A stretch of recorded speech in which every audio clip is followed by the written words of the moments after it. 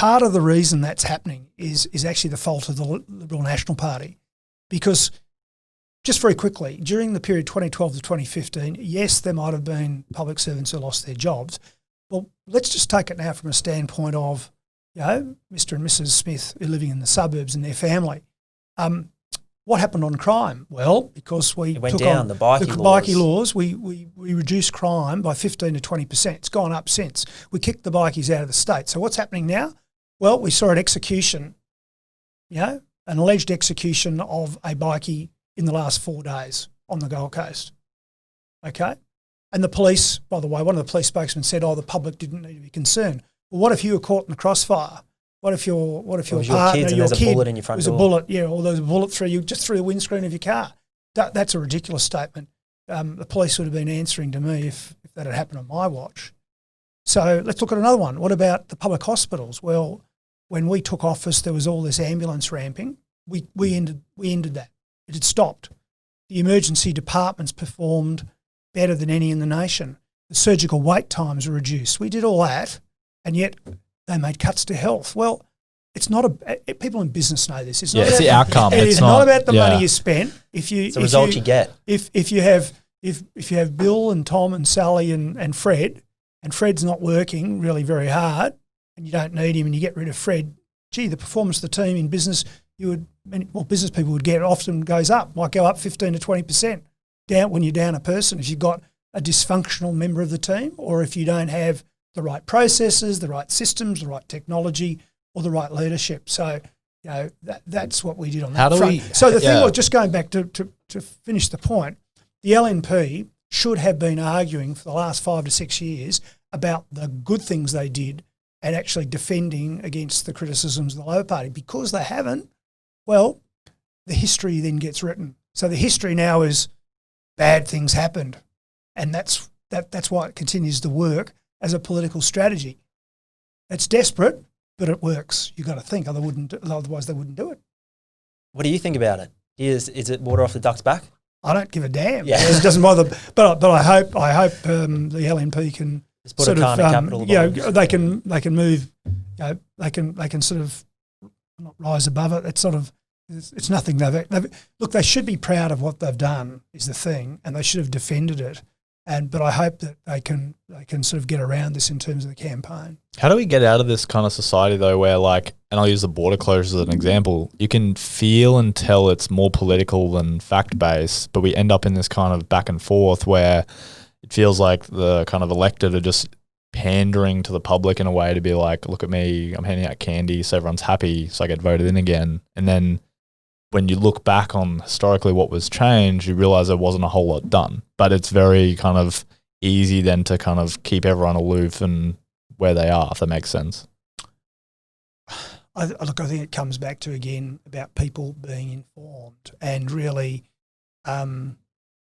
paying close attention to the politicians and public affairs, and people don't want to. I think most people go to the mainstream media. Is it a case of the ABC is meant to be more funded, and then there's it's like a fund that it just spits out facts, if you will. But again, then that's not sugar-coated in so-and-so did this. And we know that's how our brains are wired as well. I think the answer on this one, though, is just I've sort of got, I don't know if I can answer really the question you're putting to me, but what I can say is, my view is this whole thing across the country has been handled really badly.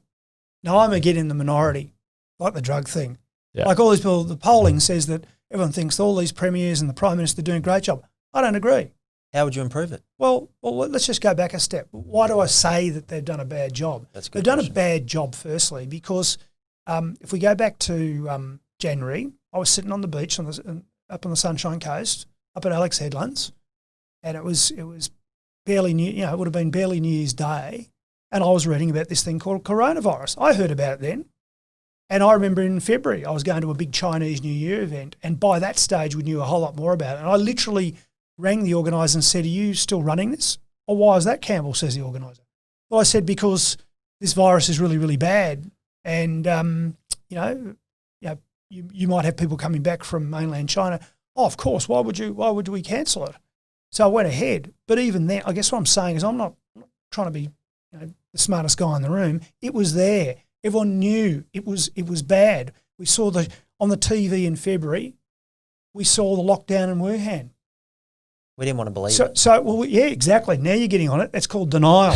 It's the old thing about, a bad thing, there's sort of anger and denial and all those phases people go through. So what I'm saying to you is we knew enough about it, so we then made Australian Chinese who were coming back from China. Remember those people had to go to Christmas Island? Yep. Well, we knew enough about it then. So why then, in mid to late March, were people still flying in at our international airport here? And I know this because I was there, and people would come into the arrival hall the normal way, and they're all kissing and hugging their rellies and whatever. There was no quarantine. There was no government, sort of administration of the whole thing. I don't know. Well, that's a fact. So the federal government and our state government here and state governments in Victoria and New South Wales, they let it in the first place. And I'm not being smart after the event. At the time, I'll tell you what happened. My daughter and her husband came back from London. It was probably around the 15th of March, I think, roughly. And I met them at the airport. I picked them up, but I had a mask on. I met them outside in the waiting area. They put their own bags in the car. I gave them masks and rubber gloves. They got into the car. I drove them to You'd have to be the hotel. only guy in Australia doing this at that time. Well, no, it was out there. It was out there. We knew. So I took them to their place where they quarantined. They quarantined for 2 weeks in a hotel. Now, it wasn't for some time before government did that. So again, I say to you, it hasn't been well run. The reason we have COVID-19 that has gone berserk in Victoria is because of the incompetence of a state government. Okay. So, there was the Ruby Princess as well. Then I talk about the way they've been administrating. I mean, why in Victoria could you not go and play golf? Why were council workers allowed to go and mow lawns and, trim hedges, but Jim's mowing people weren't? Why did the Chief Health Officer here in Queensland allow a large funeral in Mackay, I think prior to June it was? No, it was actually around about April, but ban a four-plane flyover on Anzac Day. I mean, inconsistent, illogical, in some cases draconian, uncaring. The girl who wanted to come and see her father before he died. It just goes on and on and on. But we got the AFL Grand Final. Exactly. So I don't think they've done a good job. And just so everyone's crystal clear, I'm putting them all in that category. The only person I think has actually done a good job, and is now the gold standard, additional problems with Ruby Princess, is Gladys Berejiklian, the Premier of New South Wales. She's done a good job, but the rest haven't. Mm. And we shouldn't be having this lockdown the way it's happening. It just can't be sustained. We are smashing the economy. Today's Australian had a newspaper story saying there are 1 million Australians who have sought help for mental health problems while this has been going on. 1 million Australians. There's so much, forget the business and economic damage, the collateral damage in terms of people's lives and their mental health, that was always on the table, but we've just given these politicians and their bureaucrats a complete free pass on what they've tried to do to deal with this, and it's had as many problems as the ones they've solved. Do you think it's because of they're a bit kind of removed, I guess, from reality? I know we run businesses, and I know we've got cash flow and we've got maybe a couple months of savings at one time, if you will, and we weren't in Melbourne, and I kind of think about our situation and I just consider myself fortunate. If I was the same thing happened but it was in Queensland, I may be nowhere near as happy as I am right now and positive and looking at the future and how I'm going to work all this stuff out. If you're put in the situation that Melbourne's in, mentally, it's so hard to just, failing a business where it's not your fault and it's out of your kind of hands, to then pick yourself up by your bootstraps and all right, I'll just give it a go again and start over. It takes years to recover energy-wise because you're just, so defeated. And they're only just getting out of that now. I think it's just shocking. We are lucky up here, and I think luck's had a lot to do with it. I think the fact that hotel quarantine was run properly up here when it got going, remember? Yeah. I think that made a big difference.